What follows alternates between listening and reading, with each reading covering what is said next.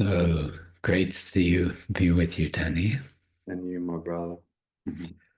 I known since we first met, which was what, January, that we would have many, many inspiring and interesting conversations. And one in particular would be about something that's so core to both of us, Hmm. in our different ways, which is what's called the zone in sports, or in psychology, they call it being in flow. And you've experienced that in the highest level of sport, which I've always been totally fascinated by. I was experiencing it and teaching it with actors for 20 years, helping actors go into kind of just profound openness. And now with leaders. So I think we can really have a very interesting conversation about this topic and maybe an unusual one as well. But let's start. I would love to hear you talk about just your actual experience of being in the zone. I've watched many reels of you in rugby, and it's so obvious to me that you are in this extraordinary state of flow. So tell me, how's your what? How do you describe your experience of that?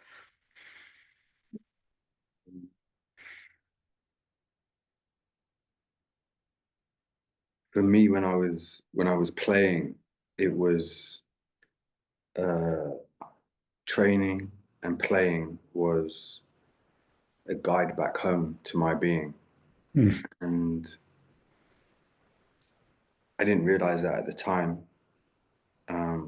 But it's where I felt most comfortable, and it's where I was able to express and be, as you say, in this flow state, in this way of free of thought and able to maneuver and read energy and play and make instinctive decisions, which in the moment it's not a mind based. You're not mm, able to own the decisions that get made. mm, At some times you might go down one route, and in a game like rugby it can become chess at times. So there is things you might do to try and set people up. But each and every time I had the ball, I couldn't behave as such. It was always in the moment of what was unfolding. And then as it was unfolding, you would then see how the pieces started moving. mm, And it was by being in that presence was I able to play the game at a tempo which for me I it felt it got to a point where it felt like I was playing with my friends in school all the time, even at whatever level it was. right. In the moment of playing. And it's so funny because when you get to the build up of the game, you sense the tension and anxiety building in the changing room. And I just always knew it was my safe space. Mm, And that's something then which, you know, I was able to perform at a high level, but it also pointed me towards why can't I feel like this when I'm sitting on my sofa on my own? okay, okay. Because it was the opposite. It was like that's when my mind was racing. Right, right. I So understand. it was a pointer for me to start understanding how do I marry the two so I can live in such a way. And you go back to when I was a child, I was outside playing sport all the time. Like it was my safe space. Like it's where my nervous system got to rest. It's where I got to express and just be however I wanted to be. And um, so from the age of like 5, 6, 7, Mm, I was I can't tell you how much I was outside playing sport all the time. Like, and right. it became my way of living because that's where I felt free and open and just able to be as I was. Mm, Um, right, right. yeah, Okay, it's so listen, you're saying a lot of really key things that I can strongly relate to. Um, Mm, and maybe let's come back to this gap between that and everyday life, because that's mm, a big topic. Because one of the things I hold is it's such a sign of our imbalanced culture that being in the zone or being in flow is unusual. mm, And actually, I think it should be the norm. mm, Like every so often we lose it. But let's come back to that because you said some beautiful things, Danny, like coming home. There's a sense of coming home. And also this key factor that thinking and doing and being and intuition and sensing become one. So there's inherently a kind of unification inside. Whereas from an early age, we become very fragmented inside, partly through traumatic events, and then partly through education, which is constantly about thinking, thinking, thinking. mm. So it's very beautiful the way you also call it your safe space, because that sense of being home is our deep safe space in a way. Mm, It's so critical, this unification, that you're thinking and doing and feeling as one. And that mm. always feels good. I mean, no one who experiences the zone or flow, and there are obviously degrees of it, everyone feels good in it. We're born in it. Exactly, You know, exactly. we are it, and Yeah. we're born in a way so the way we express, the way we are, all of it's perfect. Like, Mm, and you know, we know from our experiences in India that when a huge amount of love is put into your system, it's going to trigger some of the most yes, darkest and most unconscious moments. right. So when we hold our child for the first time, everyone explains it's a feeling like no other, right? Everyone says Mm, it's this joy, this love is just so then we also know that when that happens, it's also stirring up all the fear, all the panic, mm, all the worry, all the things that we have in an unconscious manner around our childhood, around when we were children. We might not know it consciously, but right. energetically, it starts playing out. Yes. So then for me, when I was young, and I made a very, I remember looking at my mum and dad at 5 years old, and I just thought that they're just not going to change. I don't want to be like them. Mm, And wow. you know, I I went through life where at school I was told I was trouble all the time, and not in a way which was ever bad. It was always like, oh, he's a good kid, but he just doesn't really pay attention to the class. And I'm like, well, Which obviously, which means not fitting in. yeah, yeah, not fitting in. Like, Right. and even at 11 years old, coaches would be telling me like how to play the game, and if it made sense to me, I would play it out. But often it didn't, because often we speak from a place of um, learning or reading or understanding as opposed to actually feeling it through as a Yeah, coach. exactly. And as a coach, as someone who was just a kid who had already made a choice, I'm not listening to you adults unless it feels good to me. Like, so I was just like, and then they would jokingly say, Danny loves coaches' opinions. But whenever he gets the ball, we just stand back and let him do what he wants. It was like, which was really sweet, because obviously Right. I was Right. young. I was in a very great team, great group where Mm, the boys' dads were coaches, and we had such a talented group of lads. They just kind of stood back and was like, watch this play. And we traveled all mm, over the world and won rugby games.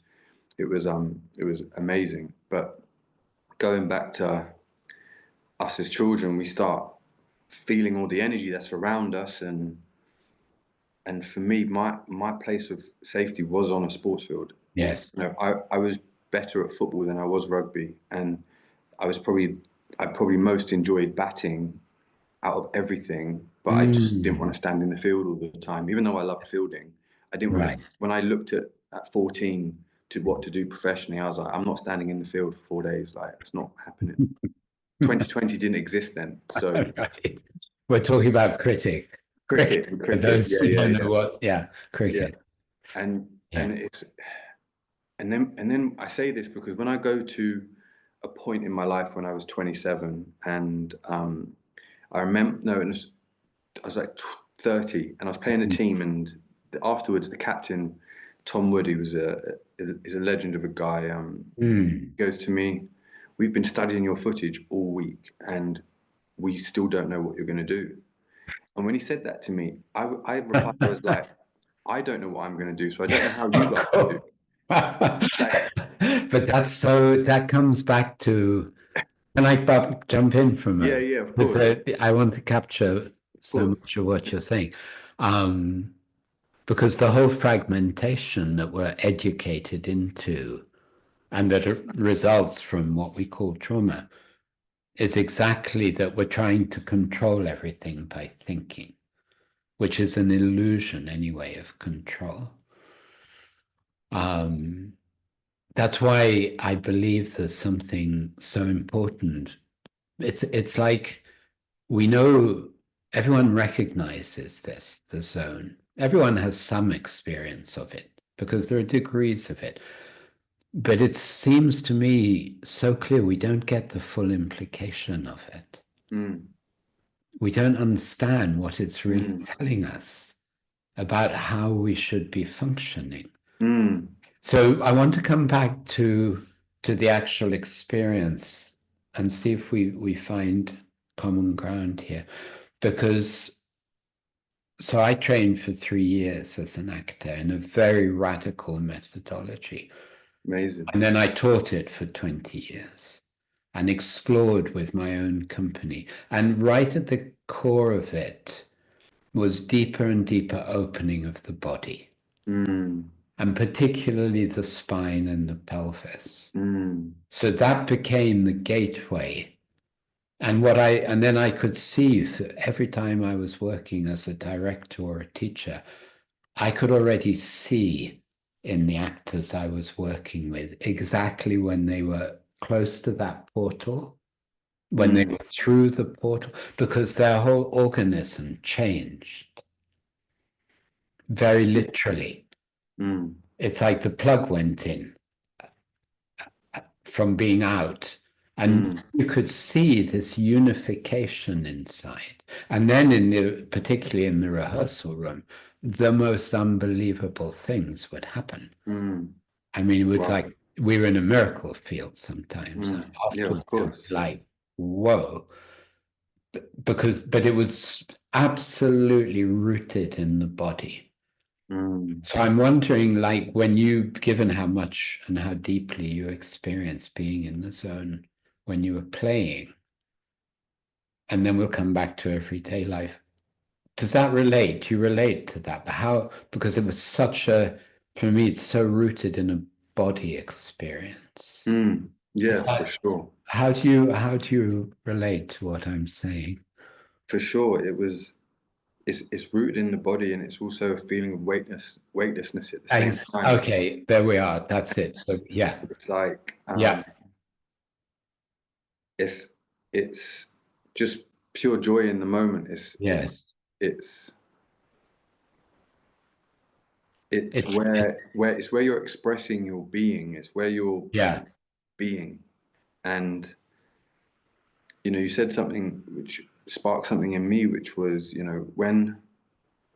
when I first started playing sport, uh, Mm, and I didn't know that I had this thing for the first couple of years of my life, and then at 7 I started playing sport, and then people started looking at me differently, and mm, I'm obviously I'm aware of this, and right, but right. at the time I don't remember it specifically, but I'm just being playing Mm, sport. When I'm doing that, I'm expressing as I am.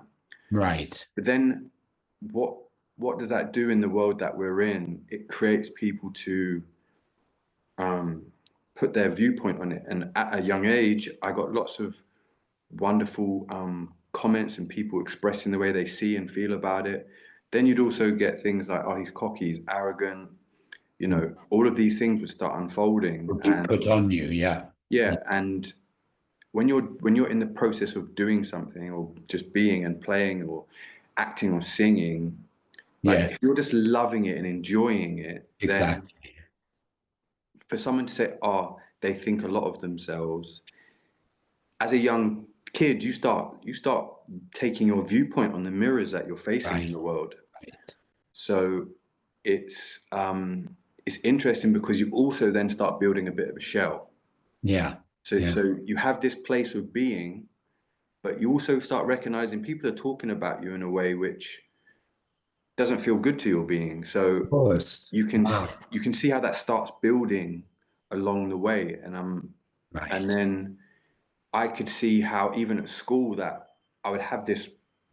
I'd almost, when I'm not in my being, when I'm not playing sport, I'd almost like have this protective layer of ready to like go Yeah. back and do what I need to do at people because it feels like I'm already being consumed. So this Yes. starts Yes. building and building and building, and then suddenly you add in getting paid money for what you're doing. Mm. Add in, you know, when I was 15, we used to have games against John Fisher and had like 2,000 people watching. Like, you know, I was playing for England juniors. I made my debut at 17 for Wasp. Suddenly, like the the the size of the stadium, the size of the task Mm. is growing.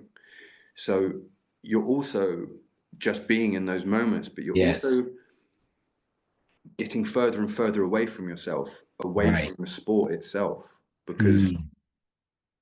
it's like I can just express and be when I'm on the field, but Yes. then off the field, it's like I'm a complete separate sense of self. Right. Right. Um, Right. it's interesting because I've not even said it like that before, but that's how it played out. And then you see that was part of my journey was when I got to that complete state of separate sense of self when I was 22 and I Mm. wanted to take my own life. I then slowly but surely then had to start finding myself in some capacity. Mm. Okay. Okay. But then all of my unconscious that I played out as a child, that was within my system, I then start facing in the big wider world Mm. publicly when it came to women or people would talk about that people would judge my behavior Mm. and things like this. So from this Okay. pure place of presence and just Okay. being, Right. it just shapes so much of your life. Okay. We start, so for me, I knew that what was unfolding, I was like, this isn't who I am. Mm. So it started getting me to inquire so much further. So I'm so grateful for how intense the pressure was. I'm so grateful for the scrutiny and the way it was because that was the level of separate sense of self I had to discover myself within. Yes. Yes. Because when I was a child, my nervous system was so shot. But when I played sport, it was like, oh, this is easy. Like because Mm. everything's chaotic around me, Yes. I can just get into this place that feels great, you know. Right. Wow. So I deeply love my experience and everything that's come from it. Yeah. But I also see that if we start thinking the thing we're doing is us, if we start as we've got this protective shield and people start saying more things to you and then you start reacting more to it and then you Mm. add more money to it and then you Yeah. add Yeah. certain things to it, suddenly it's like this one time you was this, you know, super engaging, charismatic Yes. inflow being. You've now got all these layers around you of Right. protective Right. mechanisms that then create this um, almost layers that stop you from actually experiencing the thing that you love, which is just your being. Okay. And because we're playing sport or acting or singing or whatever it may be, Mm. we we can lose sight of the truth of who we Okay. are too. Okay. Okay. No, listen, you're saying you were touching on very profound territory here, which I want to go further with. I just want to go back to again the actual experience, Okay, yes. because you said something again that I can completely resonate with. You used the word weightless. Mm, This is really interesting when the body. It's like for me and in myself and working with many people, it's like a quite new frequency comes in. mm, It's absolutely correct that to use the word weightless. In fact, my great mentor, first great mentor, famous Polish director Jerzy Grotowski, he said you work to a point where it's as if the body disappears. mm, And that's an amazing feeling. mhm, And I can still touch it now. And I can remember, for instance, some of the strongest mystical experiences I've had. Like I remember once in the Church of the Holy Sepulchre in Jerusalem, I found my way to one particular point, and I can still remember was standing there, and it was like my feet were bolted to the ground and my mm, upper body was flying. mm, It's an incredible physical experience. mm, That's why in all the work with actors, we did very deep and very precise physical work to open up. It was always the spine and actually above all the pelvis because mm, so much energy is locked there. So maybe we'll come back to talking then about like what are our practices now. mm, I want to, it's amazing what you're bringing in about your experience in the last few minutes when you were speaking, because in a way you're speaking about the meeting of this innocence with our totally fragmented culture and how painful that was and is. I mean, you really lived it and you're so articulate about mm, it. And I think it's so important that we understand that because the zone, the flow is our natural being, but it's not the way things work. mm, And you know, I'm sure like you, a lover of music. And when I see the great musicians, mainly in jazz or classical, know that their whole purpose is to be in this deep flow. They mm, know it. And when you go and witness it, it's like being in the presence, like in the great sports. You're in the presence of something. mm, And they, like you're saying, have had to learn how to fully own that in the middle of a culture that mm, not only doesn't really recognize it, will try and destroy it, which is a lot of what you experienced, mm, and yeah, how painful that is. mm, So it's like as adults, once we understand what you're saying, we have to come into a very different maturity mm, about what it means to live that in the middle of it's like living innocence in the middle of a corrupt culture, energetically corrupt culture. mm, Yeah, mm, I would call it a fragmented culture where yeah, there's so much overthinking. Everyone is so much overthinking, and so many people are disconnected from their body. It's mm, unbelievable the yeah, disconnection. People are living up here, mm, thinking, thinking, thinking. yeah. It's it's interesting, is it? Because like flow state, being, presence, like it goes hand in hand. It's married with love, isn't it? Because That's the other thing. Thank you for repeating that. Yeah, go on. it's Exactly. it's you you know when I'm young and I'm playing sport, my dad used to love sport, right? Mm. And I would play with his men's cricket team at like 8 years old, and I would get more runs than him. And like I I remember this one time I took a catch which was like I was at gully and the ball's over my head and I've just dived and put my hand up, Right, the ball stuck. And right. they're a bunch of West Indian men, that play cricket in England, and they were just going whoa, like going Yeah, crazy, yeah. of course. Yeah. But like when I'm in the state, in the being of doing all this, like I'm doing it because I see how much my dad loves it too. Mm. Like, I see how much joy it brings him, you know. And as kids, we come into we don't know what's unfolding, but kids read energy better than any adults do.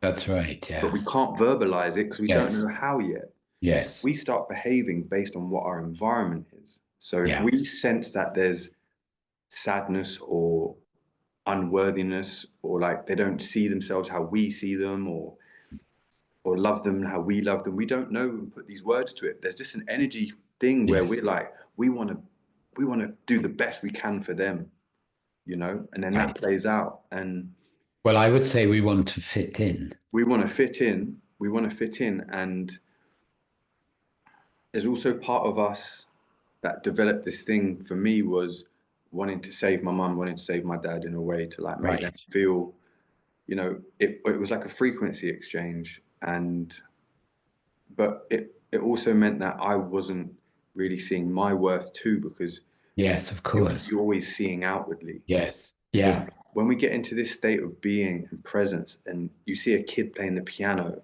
and like Mm. he's just like, I saw a clip the other day of this kid. He was like maybe 10 and he was playing the piano and he was just so loving it and enjoying it.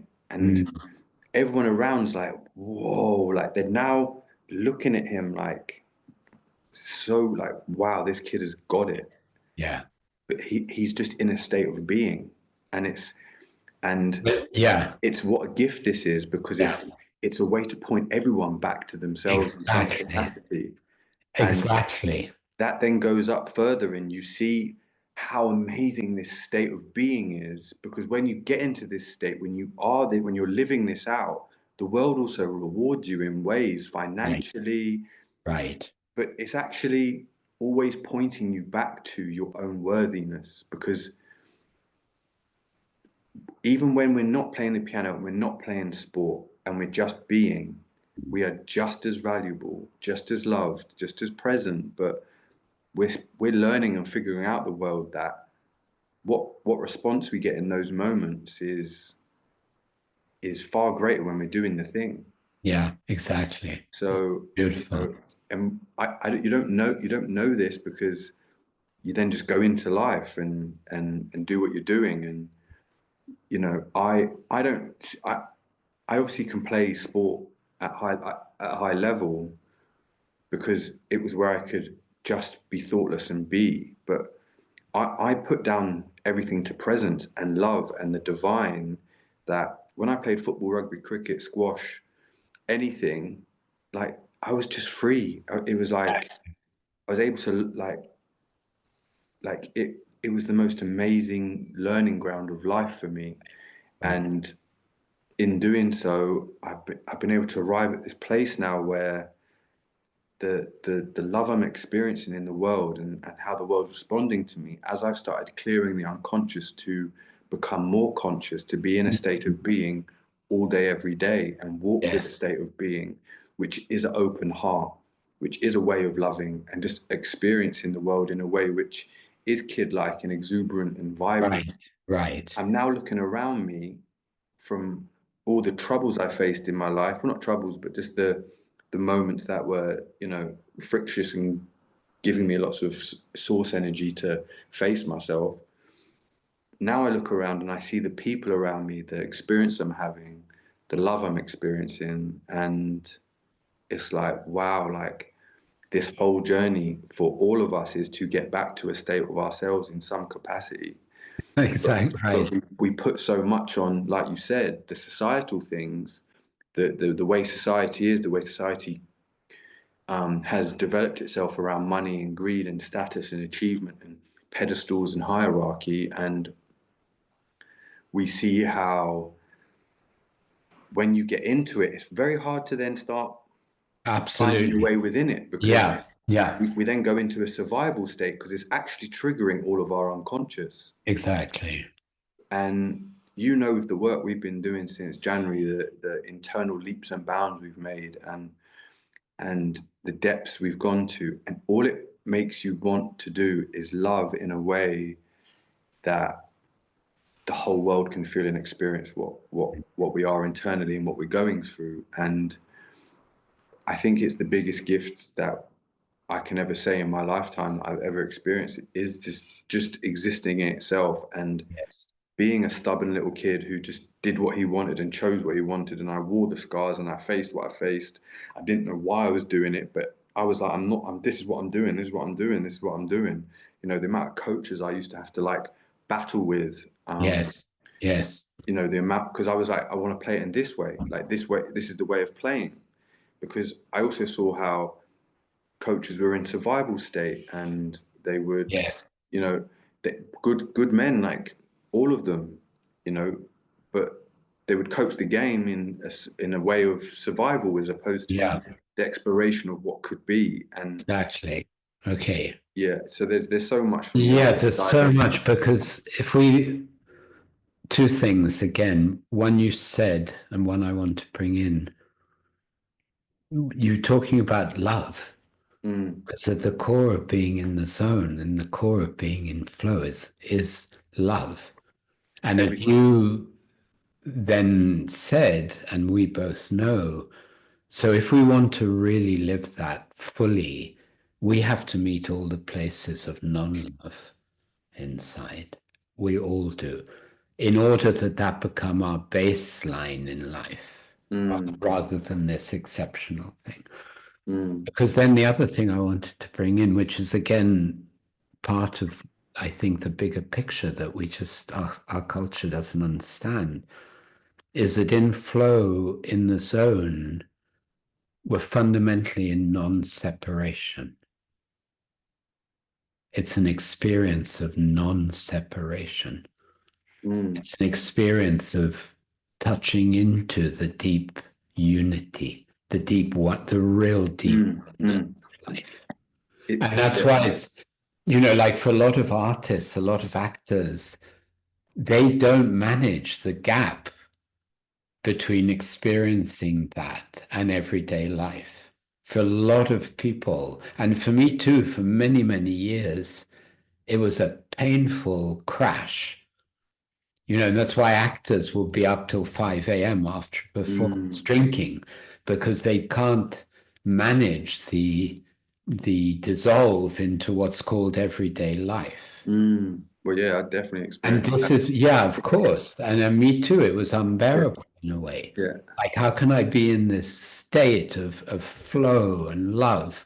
yeah, And then, 3 hours later, feel like shit. I mean, hello. So that's why we have to really put it in this bigger context, which you mm, doing, that this is a path. In order that that split dissolves, it has to become a very intentional path, mm, which for me has two, it always has, I've always mm, noticed it has two strands. One is that we have to meet all these painful parts of non-love mm, because they're like frozen energy. mm, Okay, when we go in the zone, we override that, but then we come back and then we're facing all of that. mm, And then the other part is like the meditative, the deep contemplative, and I call it awakening and healing. So we're going up and down, but it has to be a very intentional path. mm. Otherwise, we'll keep just swinging between the two in an ultimately painful way. Yeah, it's Walking that path, I know we both are yeah, really walking that intentional path. mm, So that what we call flow actually becomes the predominant way we navigate life mm, instead. But that's a huge undertaking. yeah, I think we it's need to teach that. And that is that taught in school? Of course not. mm, What needs to be taught now. yeah, it's For young people, imagine that young people were taught what we're talking about now. mm, And that they were given the practices even that would maybe we talk for a minute about the practices because we, as you've said so beautifully and powerfully, we have to do the painful work. mm, Meeting these non-love parts of us, which mm, everyone has. And then for me, there's a lot about how we use our attention. I find that very powerful. because our attention is different from our thinking. And Mm, actually, the moment I really pay attention to whatever, something inside or outside, we also know that it changes our brainwave frequency. yeah, for sure. And athletes in the zone are in very much alpha wave frequency. And so are meditators. Mm, One of the kind of superpower practices that, again, I don't think we taught nearly enough about is just paying attention. Just the act of paying attention. Even when you say to someone, pay attention to your breathing for a minute, mm. and you feel their frequency changing. Yeah, that's beautiful. Like I remember when I was bringing conscious, um, just things like brushing my teeth, just my day-to-day activities. I Right. remember 10, 15 years ago, I started bringing a way more conscious way of being. Even when I was very conscious a lot of the time, but I was acting in ways which were causing these spikes of emotion. So I was very conscious all the time, but I was behaving in a way which I felt I needed to because I needed to express some energy. So I needed to Mm. either numb myself with a painkiller or Mhm. have sex. But with both of them, I was experiencing these moments of relief, but then also these moments of shame and guilt and so on packed around Right. it. Right. And it it was those experiences which I was wanting to bring more conscious awareness to. Um, Beautiful.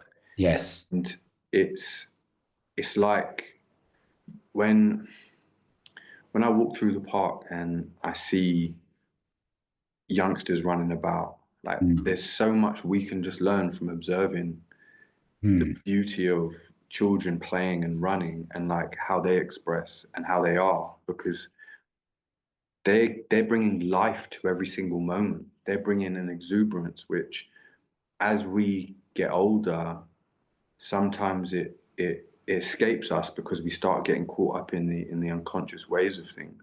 Of course. And as we've experienced recently, by diving into the parts of us were which are coming online, which are becoming conscious, that were ways of behaving that were unconscious, Mm. and we're expressing in the emotion through it, and we're bringing a conscious element to that. Right. We're getting to bring online parts of us that we were unaware of, or in habitual Mm. ways of behaving, or Mm. um, didn't know how to fully see life in the same way that pure presence does. Exactly. And by going through these difficult moments, it's like actually now, wow, like I love and embrace all of those parts that come through because I know that when those unconscious parts of us are coming up energetically and there's a bit of misunderstanding as to what's unfolding, Mm. it's always pointing to deeper expansion and a bigger moment of like seeing and feeling life the way it is. And you know, I've been for a while now just living in a conscious way and just seeing where life takes me and Mm. bringing my consciousness to a point where it's online like all day every day. Even if I choose to look at Instagram for a period, I'm bringing a conscious element to it. And Beautiful. often the way life is responding is you'll go on Instagram and then you'll see the most beautiful message which is directed for you in that moment and you feel it and it's you don't need to keep going on it. And you know, Right. there's nothing wrong with anything if we bring a conscious element to it, because what you'll start doing is discovering if it's for you or not. You'll start discovering, is this the way I want to continue or not? Right. And that's what love does. Love then Beautiful. faces all of it, sees the feelings in it, and then it's like I don't want to keep going down that route. I keep going in these spikes of behavior, but like when I start seeing the value and love in myself, those things start falling away, and then you start walking through life in a way which, for me, like I'm I'm beyond grateful for existence Mm. itself, like and just being here and Mm. the whole part of everything I've faced, all of the the challenges, all of the ways that life has operated and pointed for me to be back in my being, because everything is born out of innocence. And you mentioned it earlier, you know, innocence for me, everything was born out of innocence. Even the beginning of time, when we started seeing a split between the masculine and feminine, it was born out of innocence. It was born out of a fear of the difference between man and woman, and the power of women giving birth, or the power dynamics and things that started shifting. And you know everything's been designed so perfectly that we're now in a time that is more conscious, more bright, more love and light than ever in human history on the planet. And there's more conversations like these going on than ever before in human history. Mm. And we're actually getting to a point where we're bringing up all of the unconscious of our earth and our human history over these 2000x 3000 years, however long it's been. And we're all getting to live this out in our lifetime and get to a place of being and love, which we're on the verge of like the most amazing time in human history. Mm. And even the way society is built, the fractious nature of it, the way the culture, it's all born out of innocence, Yes. you know. And like I know with the shifts that have gone on within me and within the group that we're experiencing, that the world's on the verge of like the most amazing shift and change, and there's more love I witness in my day to day than like I, I'm so grateful to exist, brother. Like, and I can't express that anymore. Right. Um, and Well, you've been on an incredible journey, and mm, the way you have navigated and the way you are navigating, I think, is of such huge importance for people to hear. Just even the way you talk about Instagram, it's like I would call it bringing a level of attention, conscious attention mm, to what is, mm, because otherwise that stuff we just become automatic. mm, Only an hour has gone by, and I'm like, what? I'm mm, this. So, and it's a big, big, big journey, and it's, I think, now the most important journey of all to become mm. beings of presence. just just on the Instagram thing, like just as an example, you have a parent that wants their child to be off their phone more. They want Mm, their child to be more conscious. And at some level, the parent might be feeling guilt and sadness that they weren't more conscious when the child was a baby. So they're expressing that in that moment, and it's being felt in some capacity. So there's just an energy exchange going on, and there's no right and wrong. It is actually love that is just trying to get through, and it's just causing the way it is. But Instagram's here, yeah, like yeah. AI is here, like all of these things are here. So if they are here, it it must be within the whole. And the Mm, more we bring conscious element to the things that we love and bring a conscious, as you say, attention to it, we as humans, you'll naturally start figuring out in your own being what you want to be doing all the time. And the more conscious element you bring to your Instagram, to your eating, to your, you know, the people you speak to, the life you're living, things that are unfolding, yeah, your life is going to start taking shape very quickly in alignment to what feels good in your being. right, right. And um, Really good. Because there's also, we have to discern this deep goodness inside rather, oh, rather yeah, than rather than resisting, like if you like resist, the patient. resistance of it just creates more of the you know what it's like when a magnet and they're both ends attract, minus and minus, like they can't, like, actually, once we bring a conscious element to it, we realize I actually don't want to be on my phone right now. I don't want to be eating Exactly. this food. I don't want to be doing this thing. And you start making choices for you. When we start making choices for us, everything starts aligning. And it's just that willingness to listen to your own heart, that willingness to like make choices for us, which we all get taught not to do. And in doing so, like you're on the journey and it starts, like really starts. You know, it's always started, but you then have an appreciation even for the contracted moments. Like there's not one part of my life that I'm not in deep gratitude and love for, Mm. because I'm here now. And as we know, time, it's a man-made construct. So if we're here now, all we are is in our consciousness or our unconscious around us. And the more conscious I am, the more grateful I am for all that's been here. And I include all the negativity, all of the beautiful things the newspapers used to say about me, all of the wonderful things, I'm being sarcastic there. They weren't always so beautiful, but in itself, it was pointing me to like really like actually who am I? There's got to be some frequency within me attracting all of this. So I've got to start facing it within. Yes, wow. Yeah.